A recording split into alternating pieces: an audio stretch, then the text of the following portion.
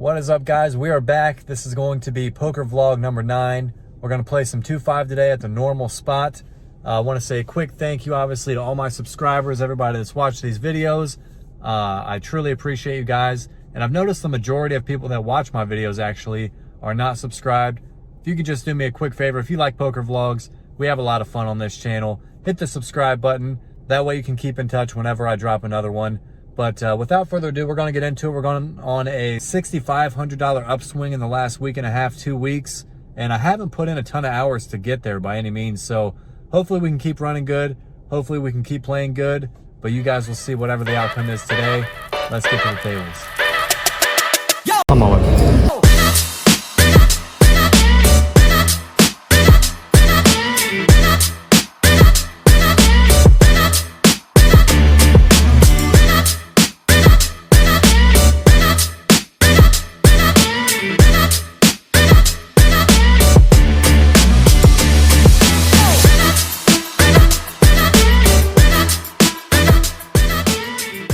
We get right into it here. When we look down ace-4 of hearts, there's a raise to $15 in early position. My buddy across the table there calls, and then the gentleman to my right in the cutoff calls as well. I'm not much in the mood for being too passive and over-limping here in position, so I decided to raise it up to $60.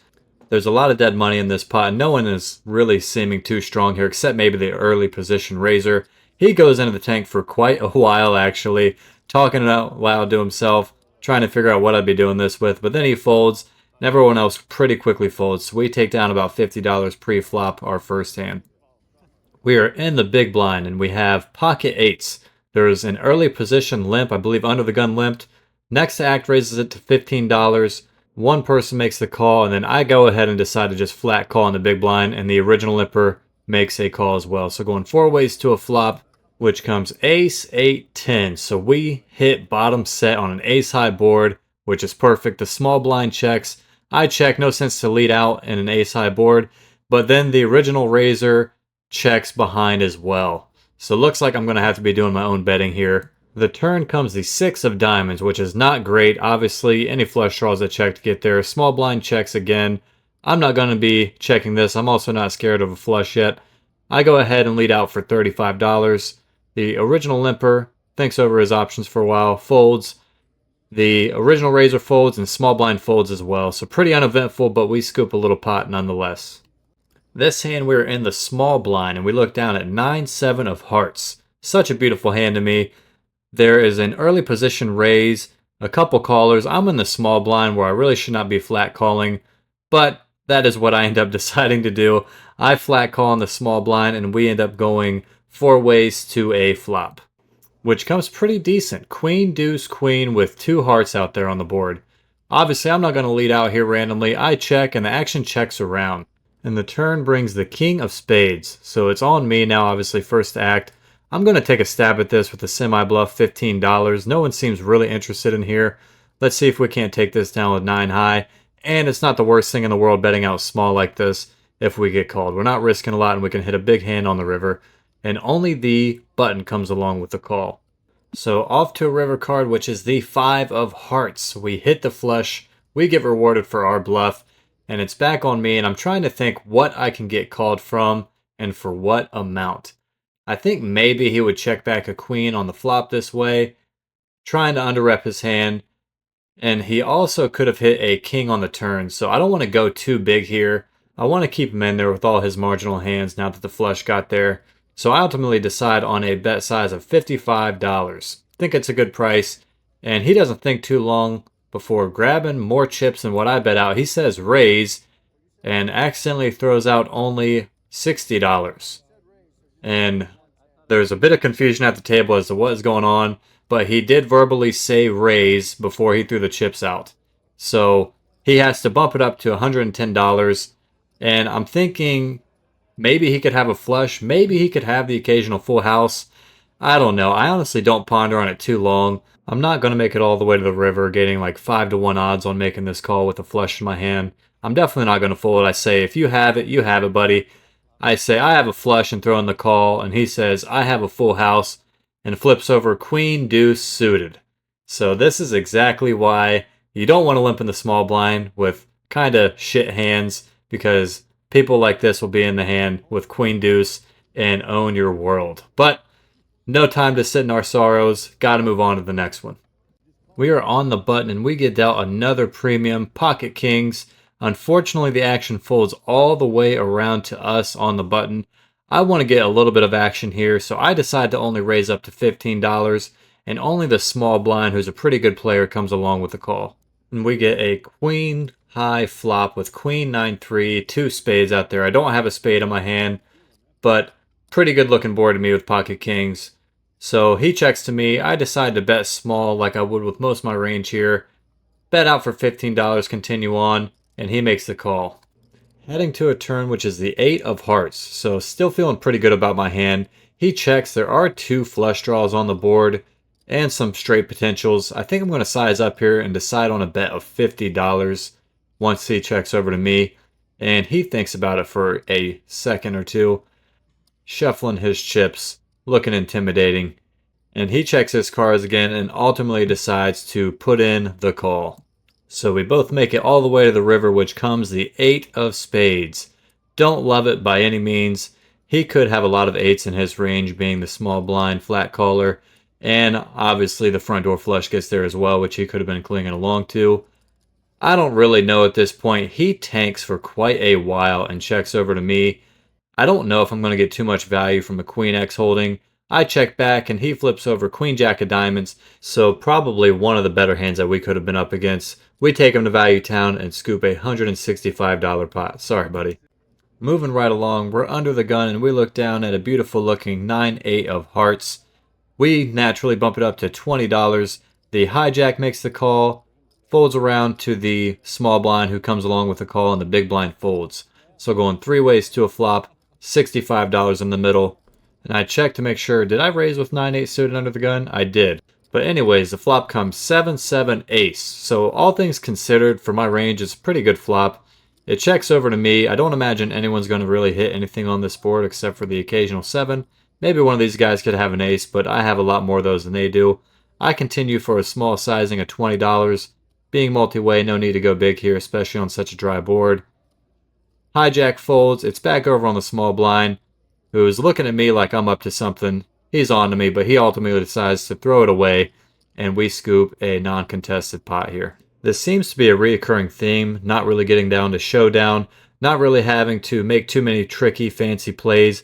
But let's be honest, guys, a lot of times when you're playing at a total recreational 2-5 table, there's no need for these crazy plays. If you just play a tight game and you bet when the cards hit your range better than they hit your opponents, a lot of times people are going to react poorly to that, and you can profit a lot of money by taking down a lot of these smaller pots in the long run over and over and over. I do like playing small pots as much as the next guy, but I like big pots even better, especially when I have pocket queens. There's a limp in the cutoff, the button limps, and the small blind raises it up to $25. I'm in the big blind. I'm not going to stand for this $25.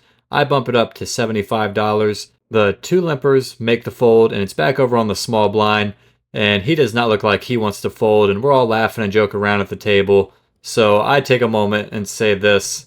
I'm going to film myself getting stacked. I must be the youngest one. Making the vlog. They like to joke around with me about the vlog, always asking about it, appreciate their support, but the laughter and jokes are over when I get 4-bet to $175. You do not see a lot of 4-bets from recreational players, especially at 2-5, so I just put in the snap call and we are going to a flop. All things considered, very good flop, 5 Jack 4 rainbow, not too worrisome, but when my opponent put in the 4-bet pre-flop, I think he's doing this with a very linear range. He's either saying he has aces, kings, ace, king, maybe queens, but it's unlikely. Or I think the worst thing he would be doing this with are pocket jacks, which now we lose to. So, I don't know. You got to proceed with caution here. He continues out for $125. Obviously, with queens, I'm not going to be folding this.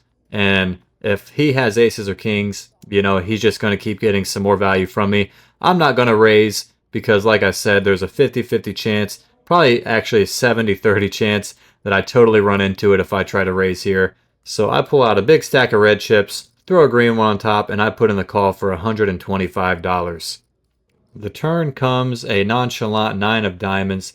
Doesn't really change anything at all on this board. Looking over at my opponent's stack, he only has about 700 left behind. So I think either way, all the money's going to go in here. I have him covered. And he decides to actually slow down with a check. I think maybe if he had aces or kings, he would probably keep going for it. But there's always the off chance he could check and try to be inducing a shove on my part with any two cards that I'm holding if he has the board totally covered with aces or pocket jacks or something like that.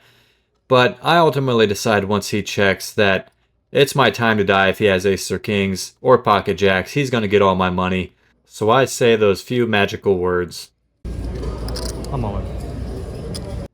And I put all my chips out into the middle. I thought about this decision for a little bit before making it. I think I am just really specifically targeting an ace-king holding. I could always check back to try and induce a bluff, but there's always a chance that he could spike an ace or a king on the river. So I'm just targeting those hands. I want to deny their equity. The pot's already bloated up enough. I want to try to take this down. So I put all my chips in the middle, praying I don't get snap called, which I don't. And now that I didn't get snap called, I'm pretty much banking on him folding. He thinks it over for not too long at all, and reluctantly slides his cards into the middle, and he later on tells me that he did in fact have ace-king. So our pocket queens hold up in a 4-bet pot, and I'm actually pretty happy with the way that I played this. I don't think I would have played it any differently looking back. Feels good to take down a decent pot with pocket queens. Moving right along into this hand, we're in the big blind. There is an early position raise to $15. It folds all the way around to me. I have pocket jacks, and I'm definitely not going to be flat calling. Going to keep up the moral of this video here, and I decide to 3-bet to $45. And he comes along with the call. So heads up to a flop, which is 3-3-7. So as my 3-betting range, this could totally miss me, or I could have a big overpair. So therefore, I like to go pretty big when flops are not good for my range, especially heads up. So that's what I do. I continue on for $75. I think with my hand being this strong, I could probably go a little bit smaller though. At least try to keep him in there with, some lesser hands that don't have to call too much to get to a flop. But nonetheless, I'm sticking to what I know, and that's betting big on boards like this. And he thinks it over for quite a while. And eventually he makes the fold. Skeptical, looking over at me. He's a buddy of mine. I kind of give him a nod. Don't show anybody at the table though. Can't give out free information. But we take down a $90 pot. This hand here gets pretty interesting. First of all, don't mind the filter being all different. Don't mind the convulsive shaking. I don't know what happened, who was banging on the table, and I don't know what happened when I recorded this, but slightly different. Try not to pay attention to it. But I look down at King 9 of diamonds in middle position. At this table, I feel comfortable enough to raise this up to $20 out of middle position. And I get one caller on the button. So heads up to a flop, $40 in the middle, which is Queen 10-4. So we don't get too much. We hit a gut shot, straight draw. We have one diamond out there, but we don't hit much. But nonetheless, this is pretty okay for my range. So I'm going to continue for $20. Again, keeping up the aggression all session long. And I get snap raised to $50. So pretty much at this point, there's not much we can do, right? I mean, we could maybe make a loose call, try to hit a gut shot straight on the turn or on the river, but I don't know. That seems like a pretty bad idea to me. We can go runner, hit a diamond. Everything just doesn't seem great. So when all your GTO wizardry, computer analyzation skills are not coming through for you, won't help you get to a decision, I say you have to remember who you're playing against. And this particular gentleman, he always slow plays the absolute nuts. He loves to go for these high hands. He loves to play really sneaky when he has an absolute monster. So his snap raise makes me put him on a pretty good hand, don't get me wrong, but a very limited hand. I don't think he has a set. And I think a re-raise right here is going to be the only way that we can potentially win this hand. Call me crazy. I don't recommend doing this 99% of the time, but I ultimately decide to put in the re-raise to $150 with pretty much an airball. And wouldn't you know it, he gets frustrated and folds ace queen face up. And wow, I knew he had a good hand. I didn't know his hand was that good, but it seems like my read on the opponent was right, and we get the 3-bet re-raise on the flop through with a gut shot straight draw over a hand that had us in absolutely horrible shape. Feels good to make some dicey plays and come out clean on the other end. Let's go. This next hand here ends up being our last one of the session. We look down at ace-7 of spades. The straddle is on to $10. I'm in middle position and it folds to me. I'm of course going to bump this up to $30, and only the straddler on the button comes along with the call, so heads up to a flop. And it comes about as good as you can hope for my hand. Ace, 5, deuce, only one spade, but that's okay. We hit top pair on a pretty dry board, and obviously if I'm going to bet this board when I don't have an ace, I'm going to bet it when I do have an ace. Make a small bet, down bet to $25, and he comes along with a call. The turn brings the 9 of diamonds, which obviously doesn't change too much. He throws in the double-handed double check. Obviously, if I'm going to bet on the flop and this 9 doesn't change anything, I should probably keep betting. I'll be a little skeptical if I get a call here, though, but it doesn't come to that. He snap folds as soon as I throw out a bet of $65, and we take down our last pot of the day to finish up a pretty smooth, carefree session of 2-5 with a nice little profit, and we're going to head on out of here. That's going to wrap up our session for today. We played just about 5 hours, and we were in for $1,500 and out for $1,910. So $410 in about 5 hours. I'll definitely take it. This wasn't like the most flashy session like some of my last couple videos, set over set, winning like a $3,000 all-in bomb pot. My first hand sitting down, but this was more of like a realistic kind of day, playing poker when you have an edge in the game, not running like God like I have in my last couple ones, but just playing your cards the best that you can and also exploiting the players around you the very best that you can. But it was a fun time. Played with a good group of guys today, had some fun. Still on this upswing, still running good. In my opinion, still playing good. And we're gonna try to just keep this train rolling. Once again, I very much, from the bottom of my heart, appreciate all my subscribers and everyone that's taking the time to watch this video. Truly appreciate all your support. But we're gonna wrap this up. We're gonna head home, and we will see you on the next one.